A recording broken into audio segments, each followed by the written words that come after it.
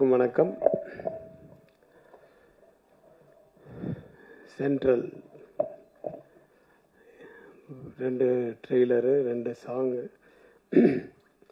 எல்லாமே ஒரு எமோஷ்னல் ஃபேக்டராக இருந்தது. ஜாலியான சீன்ஸுன்னு பார்த்தீங்கன்னா அவங்க சைக்கிளில் போகிற அந்த ஒரு சீன் தான் சொல்ல முடியும்னு நினைக்கிறேன்.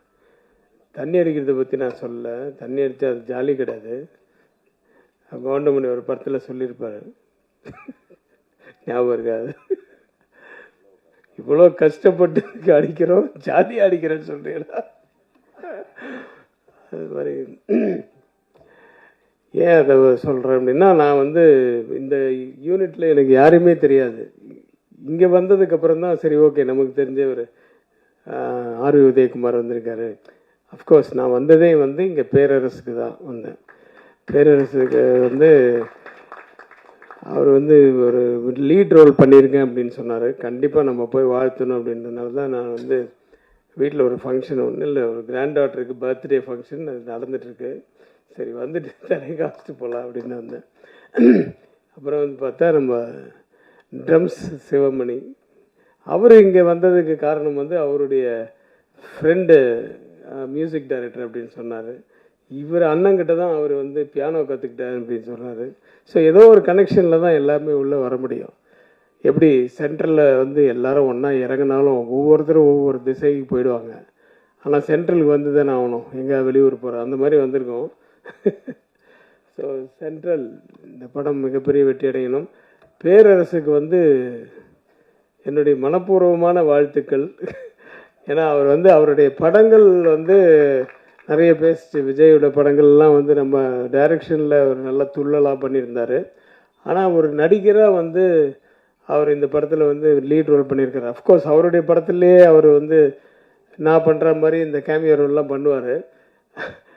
ஆனால் தனியாக வெளிப்படங்களில் வந்து அவர் நடித்தது தான் நினைக்கிறேன் ஃபஸ்ட்டு ஒரு அது லீட் ரோலில் பண்ணியிருக்காருன்னு சொன்னார். லீட் ரோலோ மெயின் ரோலோ, பட் சென்ட்ரலில் வந்து அந்த சென்டராக இருக்கீங்கன்னு நினைக்கிறேன். அந்த வில்லனிசம் அது வந்து அவருடைய பார்வையிலையும் நடையிலையும் அந்த லுங்கி மடித்து கட்டுறதுலையும் எல்லாத்துலேயுமே காமிச்சிருக்கீங்க. நடிப்புலேயும் படம் பார்த்தா தெரியும், இதிலே தெரியுது, ட்ரெய்லர்லேயே எமோஷ்னலான சீன்ஸ் தான் இருக்குது த்ரூ அவுட் த சாங். இது அவர்கிட்ட கேட்டேன், மியூசிக் டைரக்டர்கிட்ட எத்தனை சாங்னு கேட்டேன். 4ன்னு. இது 2 வந்து ஒரு எமோஷ்னலான சாங்கு, இன்னும் 2 வந்து நான் அதுவும் அப்படி தான் சார் அப்படின்ட்டாரு. ஏன் ஜாலியான சாங்கை போடலன்னு கேட்கலான்னு வந்தேன்.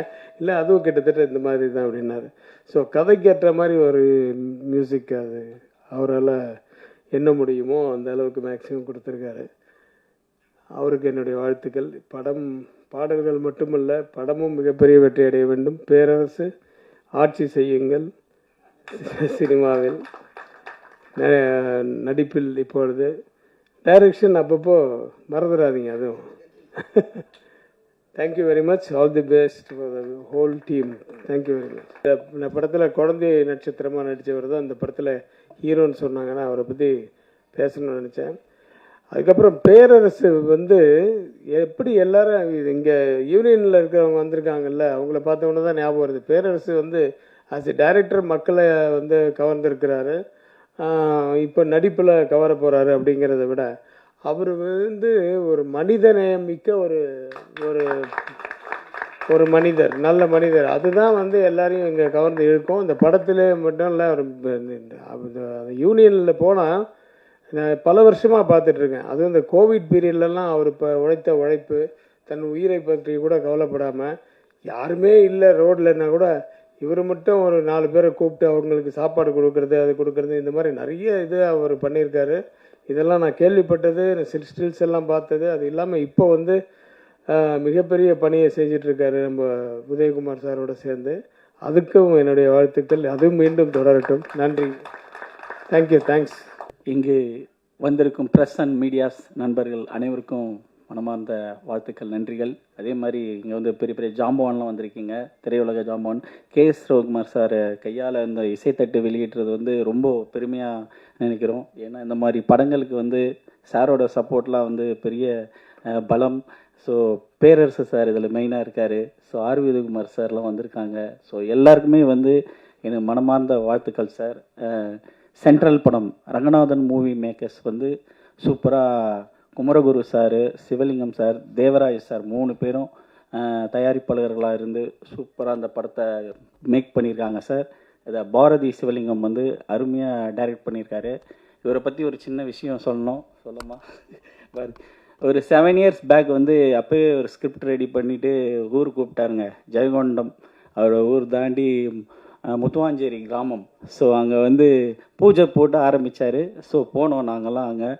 அப்போ இருந்த அவரோட ஆர்வம் அது அப்படியே அசிஸ்டன்ட் டைரக்டராக சில படங்கள்லாம் பண்ணி சேனல்ஸில் ஒர்க் பண்ணி ஸோ எக்ஸ்பீரியன்ஸ் கெயின் பண்ணி ஒரு நல்ல தயாரிப்பாளர்கள் 3 பேர் கிடச்சி இந்த படத்தை அருமையாக இயக்கியிருக்காரு.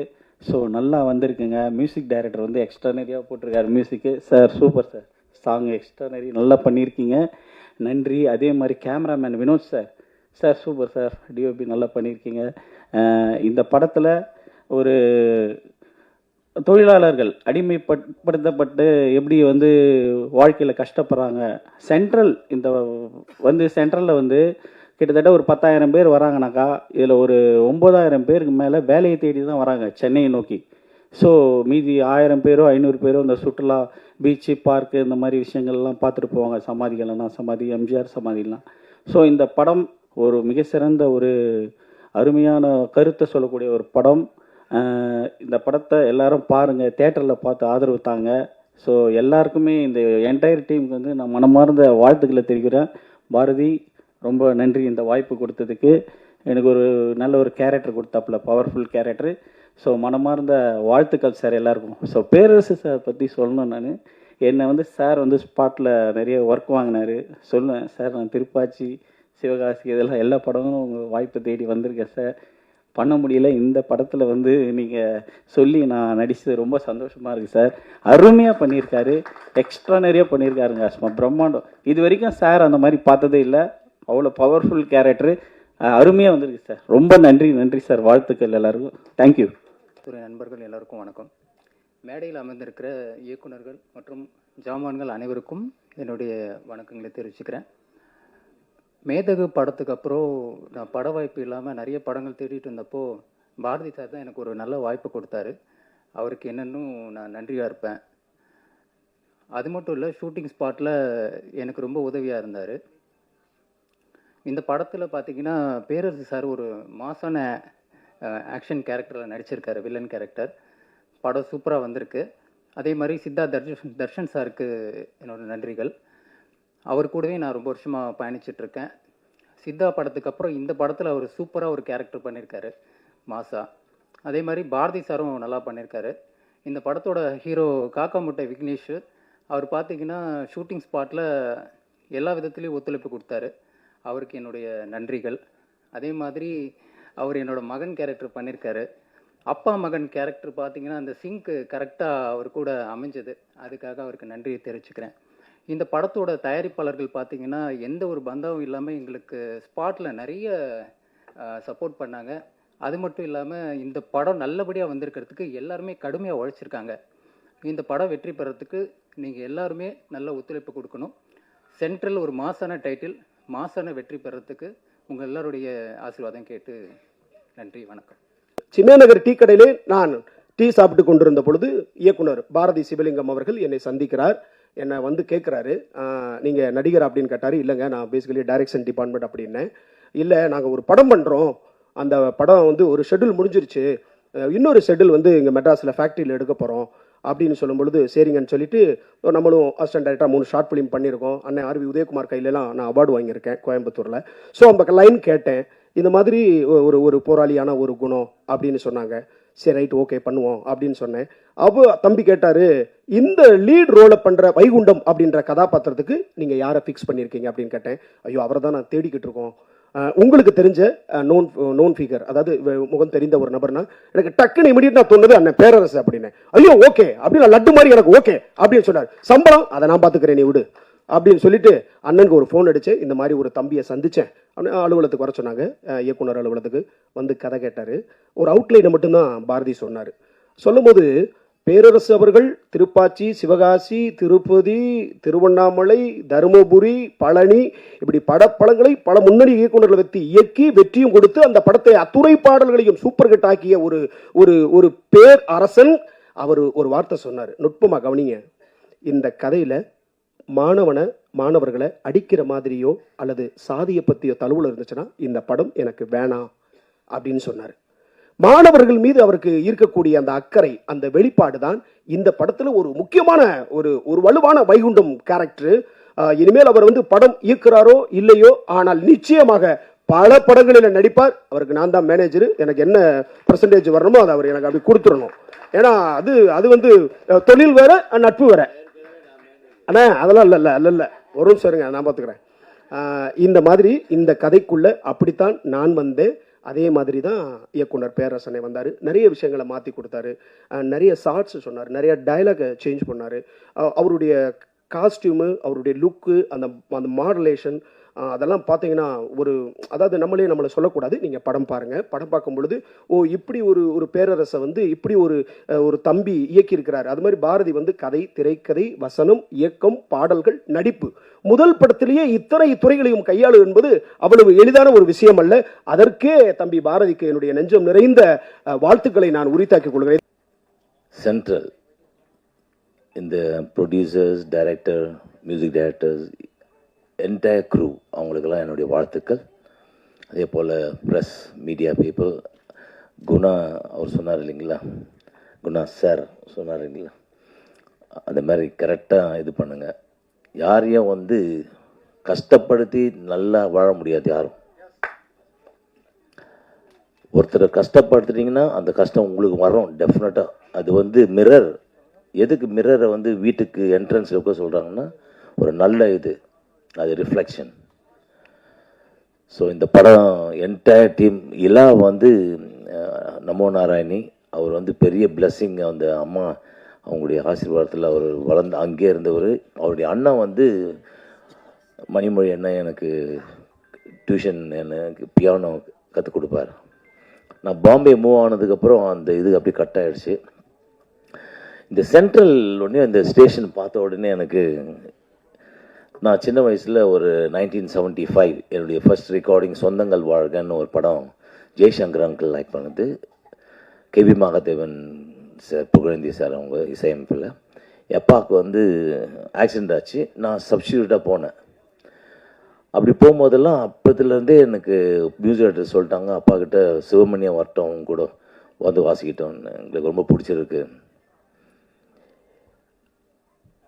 அப்படியே வாசிக்கும் போது அங்கங்கே அப்படியே பாலு சார், என்னுடைய காட்ஃபாதர் திரு எஸ்பி பாலசுப்ரமணிய அண்ணன் அவர் என்னுடைய டேலண்ட்டை பார்த்துட்டு, miss Anandan, I am taking your son in my road shows.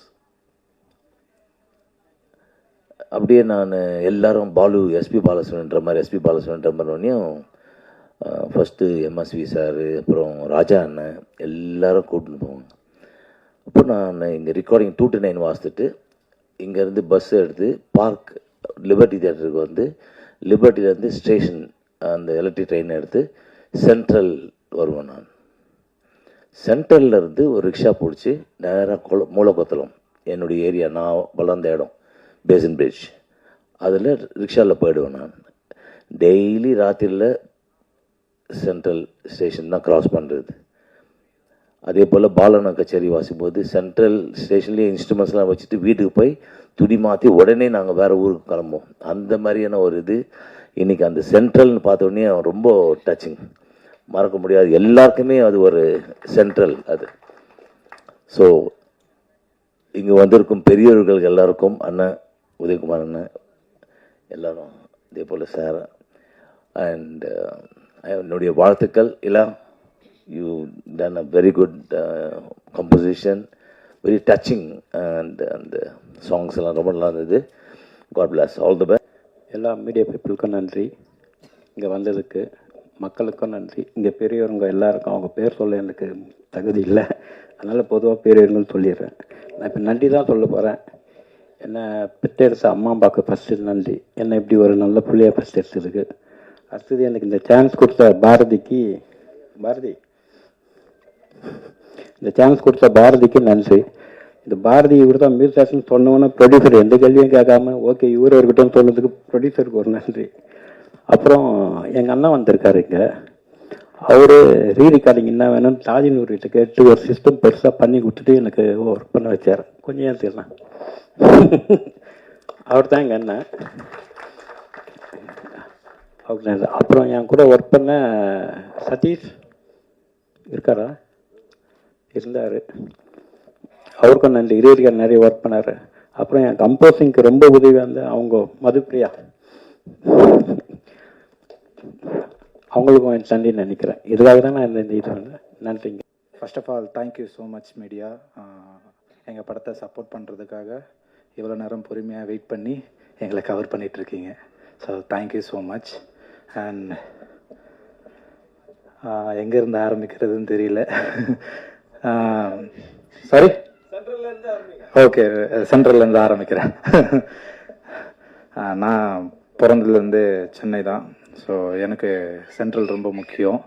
இந்த படமும் அப்படி தான் ரொம்ப முக்கியமான ஒரு படம். அண்ட் பாரதி பிரதர் ஒரு 4 வருஷத்துக்கு முன்னாடி தான் இந்த கதையை என்கிட்ட சொன்னார். ஸோ அதுக்கப்புறம் நடுவில் ஒரு 2 வருஷம் காணாமல் போயிட்டார். சொல்லிவிட்டு எங்கே போனார்னு தெரில. மறுபடியும் ஃபோன் பண்ணி நான் உங்ககிட்ட ஒரு நாள் கதை சொன்ன ஞாபகம் இருக்கா அப்படின்னு கேட்டார். நீங்கள் யார் பிரதர் அப்படின்னு நான் கேட்டேன். நான் பொய்யெல்லாம் சொல்ல விரும்பலை, எனக்கு பிடிக்காது. அதனால் யார் பிரதர் அப்படின்னு கேட்டேன். நான் தான் பாரதி. ஒரு 4 வருஷத்துக்கு முன்னாடி உங்ககிட்ட கதை சொன்னேன். என்ன கதை சொன்னீங்கன்னு கேட்டேன். அப்போ இந்த சென்ட்ரல் அப்படின்ட்டு ஒரு லைன் தான் சொன்னார். ஸோ எனக்கு உடனே ஞாபகம் வந்துருச்சு. ஸோ அந்தளவுக்கு எனக்கு இந்த கதை பிடிச்சிருந்தது. ஸோ படத்தில் ஒர்க் பண்ணும்போது நிறைய கஷ்டம் கொடுத்தாங்க. அதெல்லாம் சொன்னால் என்ன நினைப்பாங்கன்னு தெரில. சொல்ல மாட்டேன் சார், ப்ரொடியூசர் சார், அதெல்லாம் சொல்ல மாட்டேன். ப்ரொடியூசர் பற்றி சொல்லிடுறேன். அவர் இப்போ தான் அதிகமாக பேசியிருக்காரு. ஏன்னா நாங்கள் ஸ்பாட்டில் போயிட்டுலாம் கேட்கும் போது ஓகே ஓகே விக்னேஷ் அவ்வளோதான், வேறு எதுவுமே இல்லை, இப்போ தான் பேசியிருக்காரு. பரவாயில்ல சார், உங்கள் படத்துக்காக இன்றைக்கி நீங்கள் பேசியிருக்கீங்க. Thank you so much. அண்ட் ஐயா நீங்களும் ஐயா வாழ்த்துக்கள் ஐயா.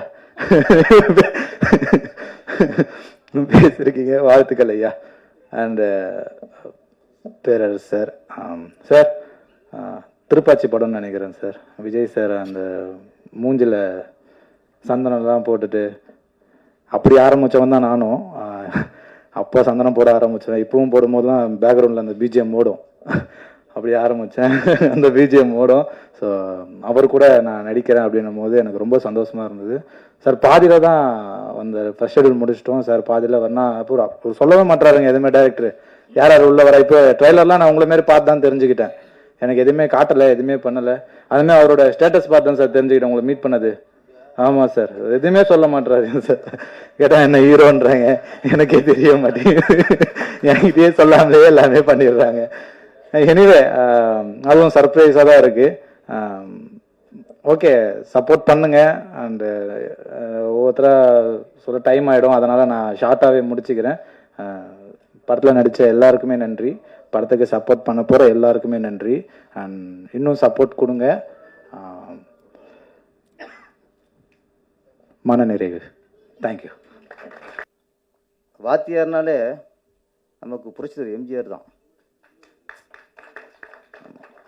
அது வாத்தியார்னு ஏன் பேர் வந்து புரட்சி தலைவர்னு பேர் வந்ததுக்கு 1000 காரணம் இருக்கலாம். வாத்தியார் வாத்தியார் அப்படின்னா ஏன் சொல்லுவோம்னா, அவர் படங்களை நல்ல விஷயத்தை சொல்லி தருவார். குடிக்காத, தம் அடிக்காத,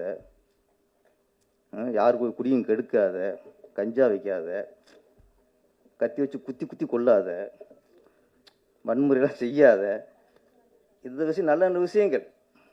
வில்லனை கூட கடைசியாக மன்னிச்சு விடாத தவிர கொல்ல மாட்டார். இந்த மாதிரி நிறைய நல்ல விஷயங்கள் சொன்னதுனால தான் அவர் வாத்தியார் வாத்தியார் வாத்தியார்னோம். அந்த திரையுலகில் இங்கே ப்ரொடியூசராக 3 வாத்தியார் வந்திருக்காங்க. ரொம்ப நல்ல வாத்தியாருங்க அவங்க, ரொம்ப நல்ல வாத்தியாருங்க. எனக்கு ஃபஸ்ட்டு வாத்தியாருன்னு தெரியாது, தெரிஞ்சுதான் ஃபஸ்ட்டு ஒத்துக்க மாட்டேன். ப்ரொடியூசர் 3 ப்ரொடியூசர், ஓகே, ஒரு ப்ரொடியூசர் அதிக சம்பளம் வாங்கலாம், இந்த 3 ப்ரொடியூசர் நிறைய சம்பளம் வாங்க நினச்சேன். இவங்க 3 ஒன்றா சுருக்கி அது வேறு விஷயம். ஸ்பாட்டில் நான் ஷார்ட் முடிஞ்சு உட்காந்துருப்பேன். அவங்க 3 பேரும் வருவாங்க. எனக்கு பிடிச்சத தெரியும், வாத்தியாரை தெரியும், டக்குன்னு எந்திரிச்சிருவேன். இவங்க என்னென்னா அவங்க பாயிண்ட் ஆஃப்ல பெரிய டைரக்டரு அப்படின்ட்டு சார் உட்காரும்பாங்க. அவங்க என்ன டயர்டாக நினச்சி உட்காரும்பாங்க. நான் அவங்களை வாத்தியார் நினச்சி உட்கார முடியாமல் நான் நின்றுட்டே இருப்பேன். நிறைய நேரங்களில் இவங்க வரும்போதெல்லாம் நான் கூட நின்றுட்டே இருப்பேன்.